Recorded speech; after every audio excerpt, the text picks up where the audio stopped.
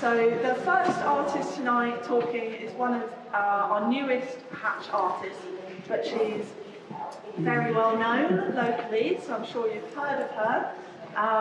And she's going to be talking about her work, Dust of Stars, alongside the rest of her practice. So I have the pleasure of introducing Fiona Campbell. Thank you very much.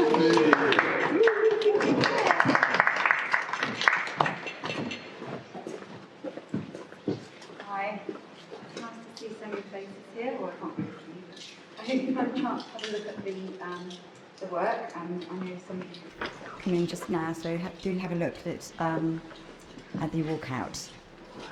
So, Dust of Stars was created as a site-responsive installation, and I say site-responsive rather than site-specific because I may, recreate it in another space. But it's made of recycled, found, and discarded materials, mainly from my own collection, which goes back a long time. And some of it comes from stuff that was in the barn that Ian kindly loaned me.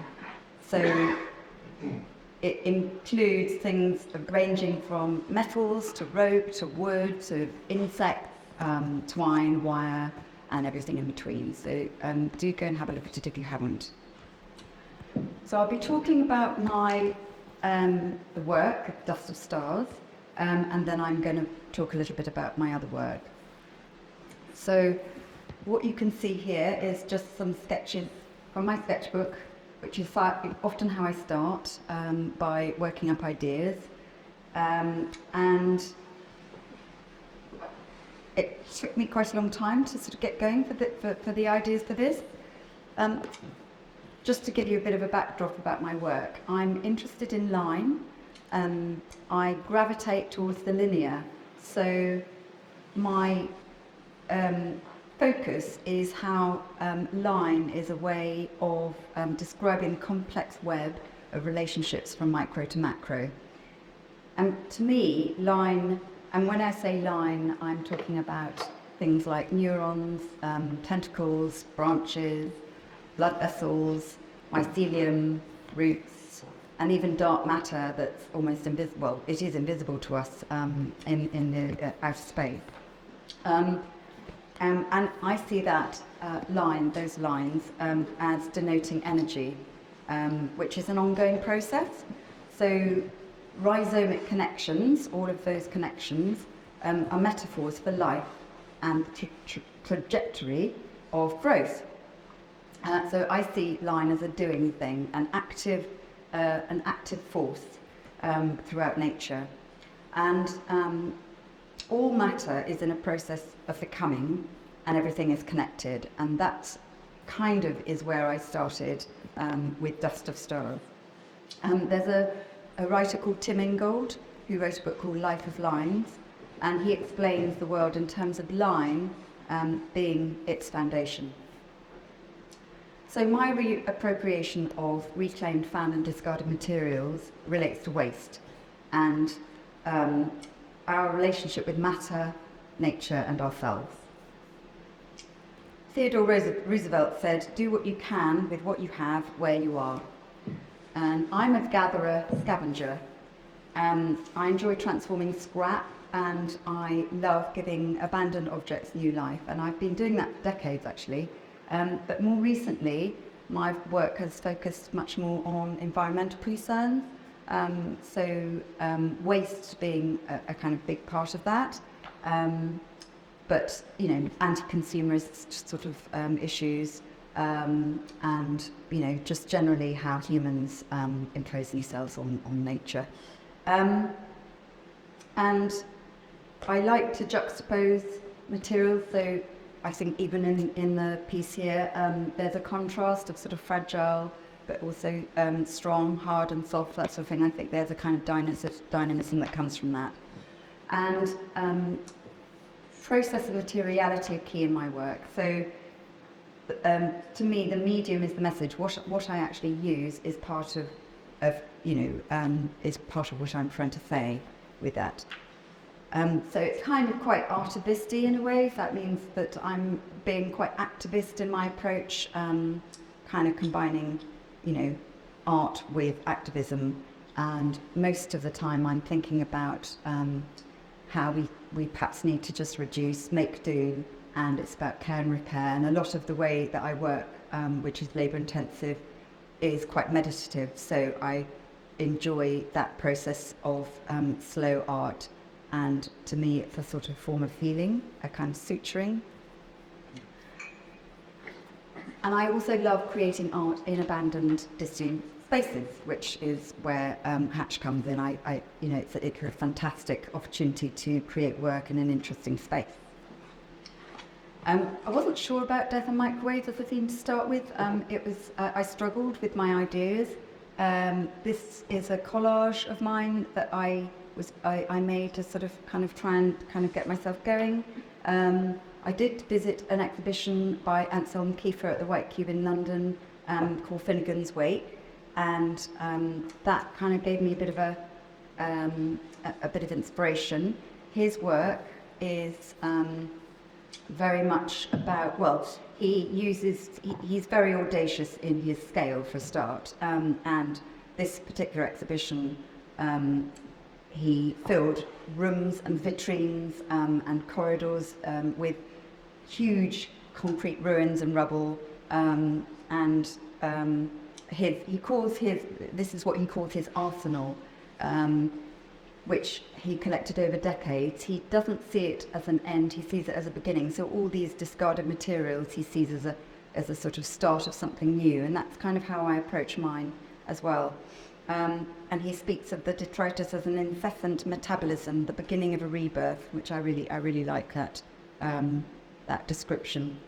And the creative cycle as a ceaseless shuttling back and forth between nothing and something, a constant going from one state to the other, which I kind of think is also perhaps a sort of good description of life and death, the fact that there's this cyclical persistence and one merges into the other and there is really no defining moment between one and the next. So anyway, his show kind of gave me a bit of an idea about using my own hoards of scrap in my garden. So, I do have this propensity to hoard, so I've been collecting things for quite a long time, and in my garden there is a corner where I have this scrapyard, I suppose you could call it, and it has become a bit of a worry to me because I have got a space issue as well. So one of the thoughts I had for this piece, Dust of Stars, was that I would create a scrap pile, think about playing shadow play, but also at the same time use some of these things that were lurking as a way of taking them to another place, and then maybe after they've had their time here, they may end up being taken to the dump, the recycling centre rather. But I have a feeling that might not happen. I'll see. I mean, I think I probably will have to be quite strict with myself and do that, but some of them may find themselves back in my garden. So Dust of Stars also questions waste, but it questions what is dead and what is of value, because I think we throw away so much. And so also in this work, I'm trying to look at the bigger picture and kind of ask existential questions. The universe is just so massive. I'm in awe of the magnitude of it, and I'm sure you are too. And we're told that all of life is made from the dust of stars from billions of years ago, interstellar dust from a cloud of gas, a supernova. So the fact that we return to dust is also kind of a nice idea. The fact that there is this cycle, there is death, of course, how we understand that, but there is also this continuum, this transformation that is ongoing. Carl Sagan, an astronomer, said, the cosmos is within us. We are made of star stuff. So, yeah, we're insignificant, really, in the scheme of things. And yeah, it's just something to think about, really. The fact that, well, I kind of question what is living, what is dead, as this matter is ongoing, is this stuff alive? I normally spend ages on making work, and as I said, my work is quite labour intensive, but I felt what I wanted to do for this was to minimise that time. I did spend 5 days on creating it, but that's not anywhere near the time that I often spend on my work.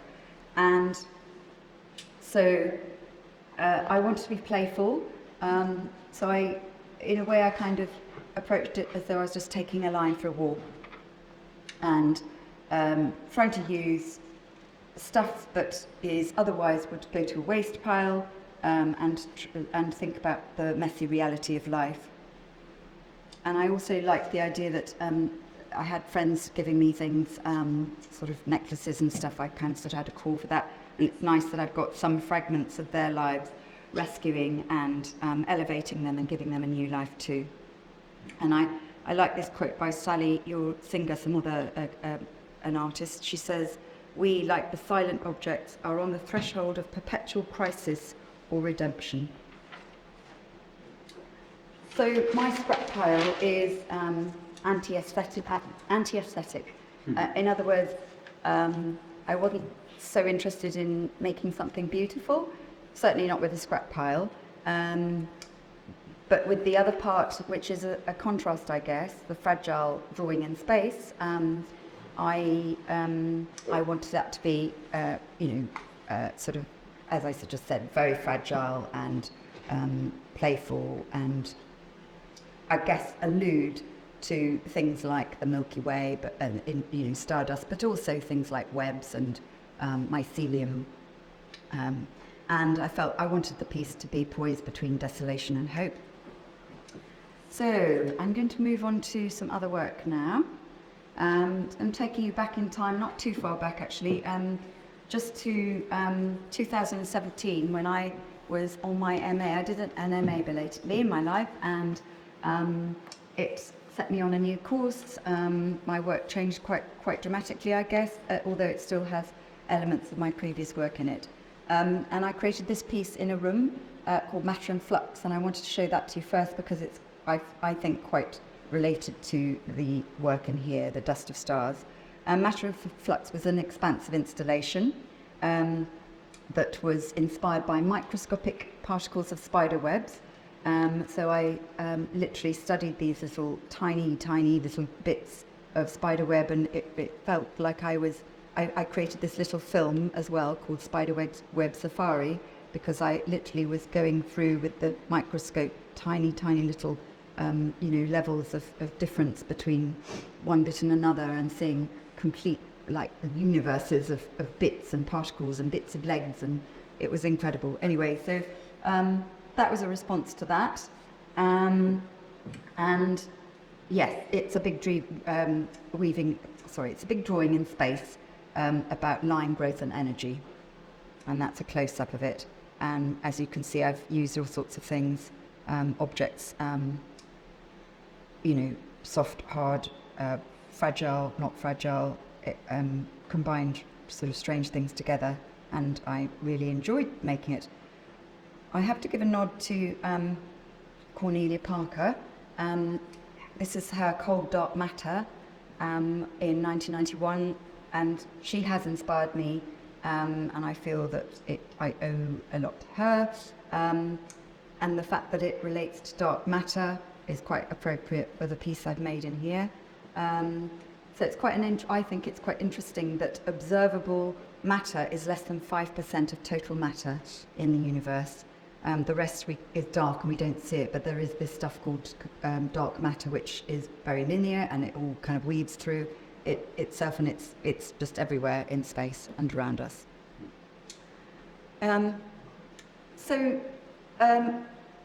Later on during that period, I made, instead of a cross, an albatross.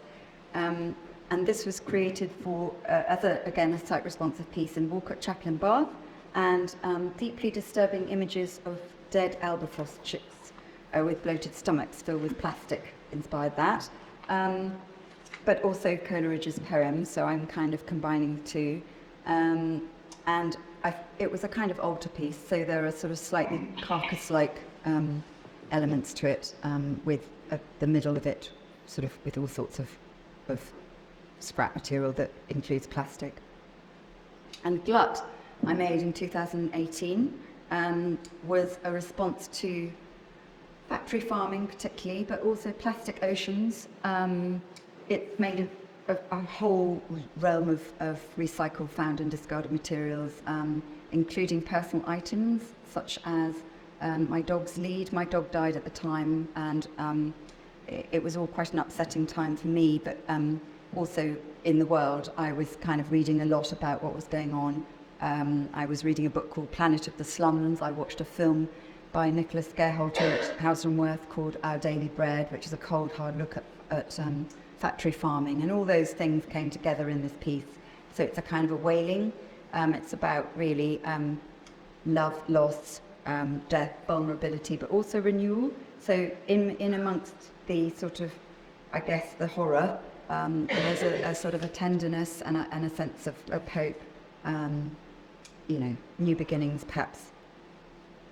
And my work is quite melancholic these days, I would say, and I have a feeling that there is sort of deep-rooted grief way back in my life that is coming out more and more. My mum died when I was 2, and my father died this year, so I guess things like that are kind of coming up, resurfacing a little bit more as I get older and older.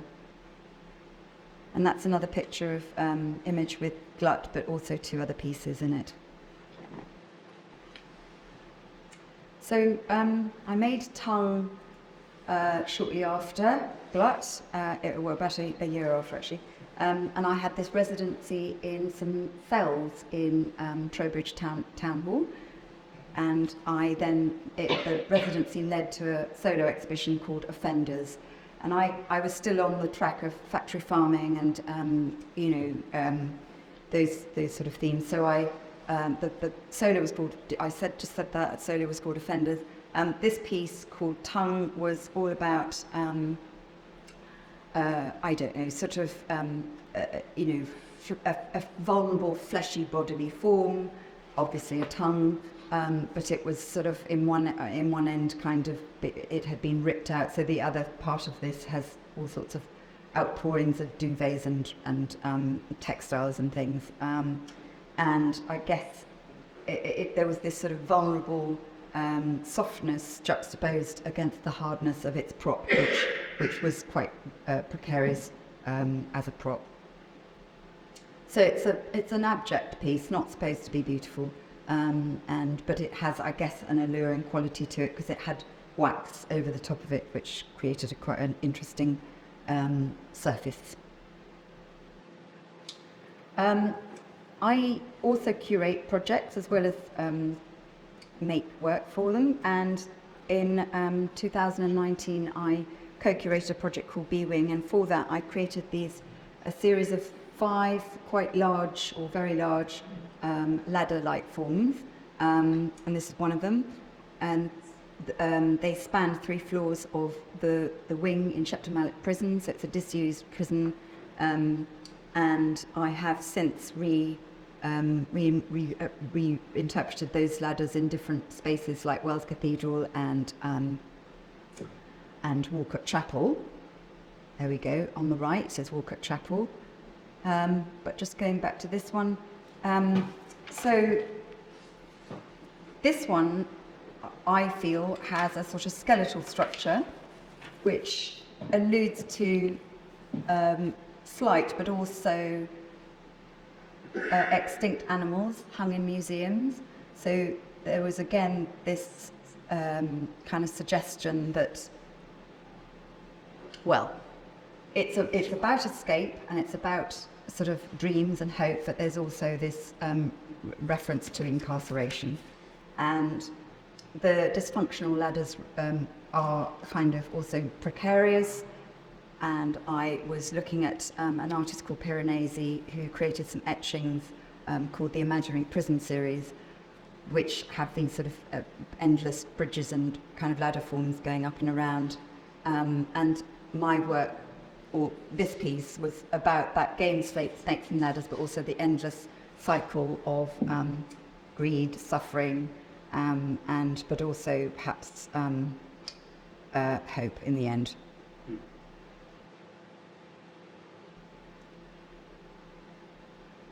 So Pyre was created just before lockdown 2020, and just at that, just prior to the lockdown, we had some horrendous wildfires in the Amazon and Australia, and that just was so upsetting that I created this piece for an actual exhibition called Incendiary, and it's a collection of treasured finds that I had collected over years, many years, objects and of all sorts, pods and bits of wood and nails and insects and bird claws and all sorts of things.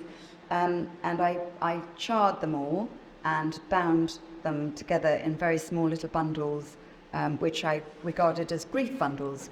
And the work was sort of almost like a kind of, well, a pyre of remembrances.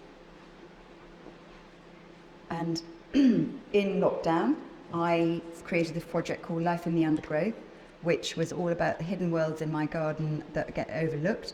So I created a whole series of works, sculptural pieces, drawings, and ended up with a film. But this is just one of the pieces called Entangled 6. I created a lot of different ones, and they were all quite playful, quite awkward, not kind of really thinking about showing them in an exhibition or anything, or using things from my garden that I dug up. Actually, quite a lot of them I was digging up as I was sort of sowing seeds and doing the things that a lot of us were doing at that time. It's an interesting, odd piece.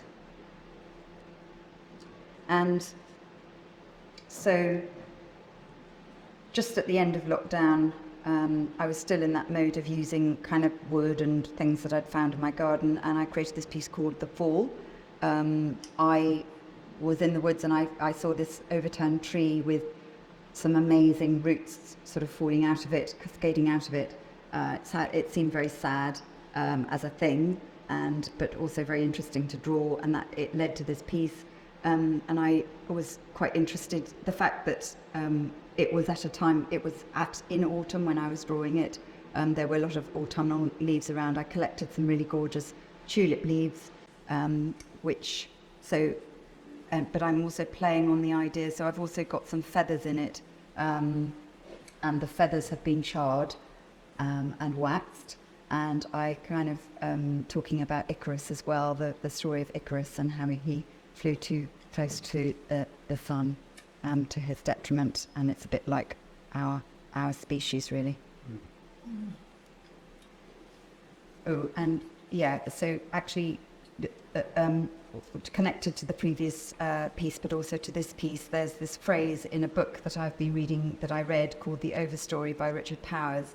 And this phrase, I really love it. It's, there are no separable events. The bird and branch are linked creatures. So Hope of a Tree is a piece that travelled around the southwest of England along with other artworks as part of a project called Inch by Inch. And it was, they went to community spaces in the southwest, but the brief, we gave ourselves a brief to create artworks in cases. So I chose to make mine in a big old trunk, an antique trunk, and I made these pieces that retracted and came out. So I erected the piece every time I took it to a place, opened the trunk lid and stood it on its end, and these I erected these pieces that were kind of umbrella forms but also tree-like forms, and I had completely reappropriated the umbrellas and added my own fabric, which was all yellow, and that's all about hope. So to me, yellow is a colour of hope. So yeah, it's all hand-stitched and recycled textiles, and that's at Frome Museum. So last year, I created a piece called Martyrdom of the 10,000, and it was for Chichester Cathedral. and that's it there. And it was for a project called Together We Rise. And I had been wanting to do a piece or make a piece about the plight of pangolins, because I've got this deep sort of love of pangolins. I hope you all know what a pangolin is, but if you don't, I'm going to tell you. It's this lovely little scaly creature that's very quiet, it's very shy, it lives in Africa and Asia. There's different species, different types, and some of them are quite large and some are less large, and they're sort of I suppose a small dog size, but they curl up in a ball when they're threatened, and so they're very easy to pick up and pop into a plastic bag and ship over to Asia to rip off their scales, which is used for keratin, and their meat is also for a delicacy, meat delicacy. But anyway, I created this piece called Martyrdom of the 10,000, about that slaughtering of the thousands of pangolins, and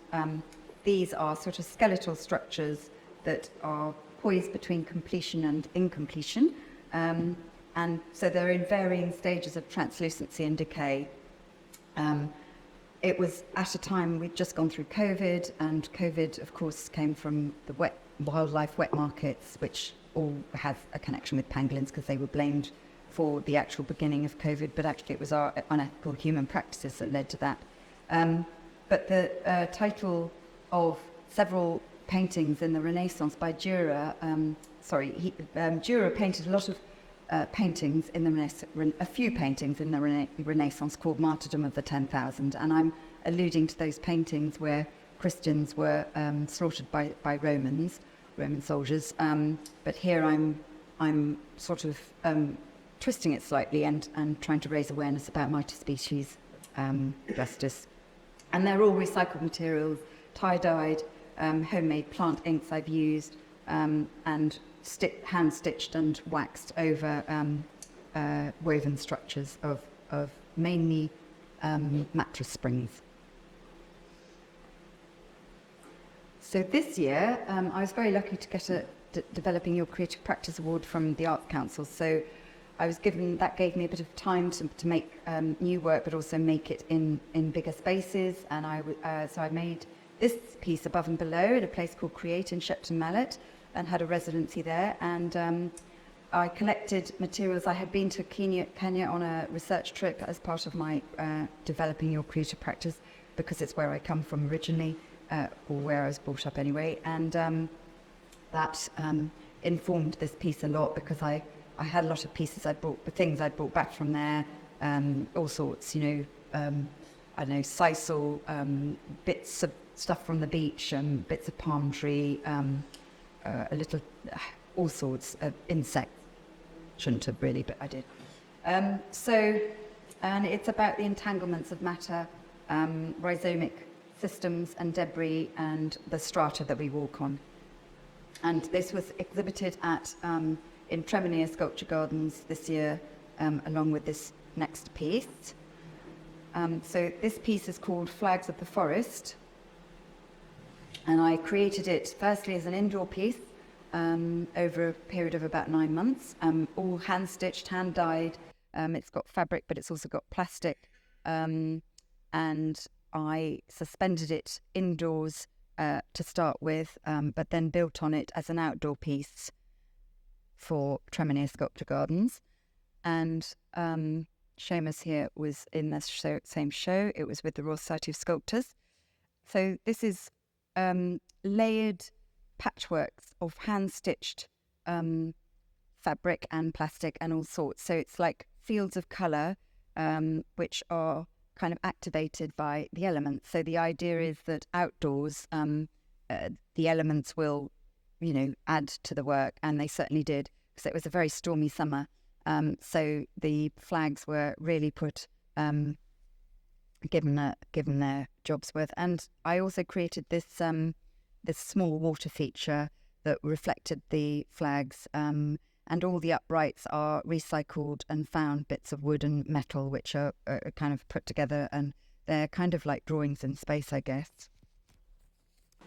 So this piece, I guess, it's waiting now for its its next incarnation, and I guess I'm going to probably rework it, add to it, and hoping to find the next venue, and that's that.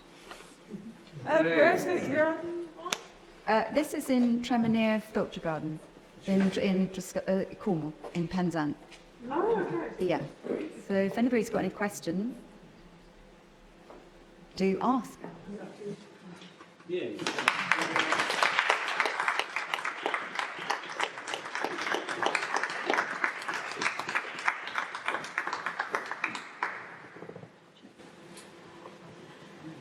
I've got a question for you there. What are you going to be working on next? Oh gosh, Jan, I wonder. I've got a sort of a seed of an idea of a sort of series that I want to make, and of course you and I are going to be curating a show next year in the Zigzag, which is Chris Black's wonderful space in Glastonbury. So hoping that what I make in this seed of an idea will be part of that, but I want to make quite a lot of these pieces. I don't want to say too much because I'm not, the work isn't that developed yet. Precarious pieces, but I guess there's going to be a connection with Above and Below, that piece that's that one. Yes. A little bit, but not really. And I want to make little ones. I want to make quite a lot of small pieces as well as the all tall, because the tall and the big is quite an effort to transport and store and everything. Yeah. So, is that? I'd like to ask you a question, Fiona. What would you most like people to take away from your piece here when they see it? What is, because there's so much in there. The story of matter ongoing, the recycling, what we value, what we discard. If there was one aspect of that piece you'd like people to take It's a away, very good question. what would it be? I would quite like people to feel that all material has a value, that nothing is sort of is rubbish. I know we have to throw things away. Obviously we have to, but just a bit more kind of valuing things, just odd old things that everything has a charm and a value, and maybe being a bit more imaginative about how that might be able to be used. I think that would be a good thing. That's lovely. Can I just one little thing? I'm just thinking, because I've been sat here, I think I've got a wonderful view because I can hear you talking and I can see that there. But when you were saying earlier about things being anti-aesthetic, I wonder if that gives you a kind of freedom. But also I'd like to say is actually looking at there, I think it's aesthetically wonderful. Thank you. I guess I meant more the scrap pile. Of course. Yeah. Oh, yes. So that was actually the Of course, first that part is- of that piece. Yeah. In fact, the other part was the second thought. Of It course, wasn't the first thought. Yeah. So the scrap pile was the first thought, and I felt it needed something else, and so I worked through that. And then that's why I've got these two. So on the right, I didn't really explain, but on the right is the scrap pile, the mad thing. Then the delicate thing kind of near it does a contrast, as a sort of, the two working against or with each other. Yeah, when we were talking earlier about it, and I said to you about the nebula kind of feel to the floaty bit, but it also has a kind of a feeling of the spirit of the scrap pile leaving and going somewhere else. It's like that piece at the end with all the people dying every 72 seconds, and the amount of rubbish we generate goes on to become something else somewhere else. Yeah. But the more you look at it, the more you can see where you're coming from. Yeah. I suppose there are quite a lot of things that I was thinking. It's quite hard to, it's hard to verbalise, isn't it? You're very good at verbalising. But I guess also one of the things in my head was, it sounds a bit literal, but I kind of thought the scrap pile is sort of our planet, and the dust, the little cellulite is what's around in space. You know, there's so much more. There's that magic, isn't there, hovering.